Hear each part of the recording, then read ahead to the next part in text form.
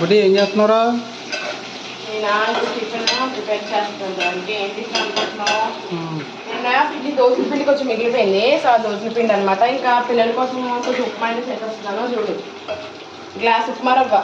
నేను లేనప్పుడు ఎలా ఉప్మా చెయ్యాలో చూసి నేర్చుకోయే, ఎందుకంటే నేను లేనప్పుడు చేసుకోవాలి కదా. నాకేం అవసరం లేదురా, బయట నుంచి తెచ్చుకుని తినేస్తాలే. అదేంటి అన్నమాట అంటే ఒకసారి ఇదేలే ఫోన్లో ఏమైంది, ఇంకో డీబాట్ నుంచి తెచ్చి సామాన్లు కట్టుకుంటున్నాను. అందుకని మనం ఊరు వెళ్ళిపోతాం కదా, ఈ డబ్బాలన్నీ క్లీన్ చేసేసి ఇవన్నీ ఇలా పెట్టేస్తే మళ్ళీ బుద్ధులు పెట్టేస్తాయి కదా.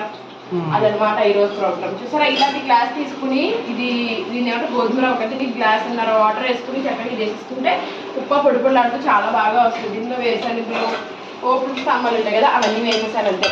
కరివేపాకు లేదు ఏమనుకోకండి, కానీ ఉప్మాలో కరివేపాకు మెయిన్ అంటారు, కానీ అదే లేదు నా దగ్గర. వాటర్ పోసేసుకున్నాము. ఇలా వాటర్ మరుగుతున్నప్పుడు ఉప్మా రవ్వ వేసేసుకుంటే రెడీ అయిపోతుంది.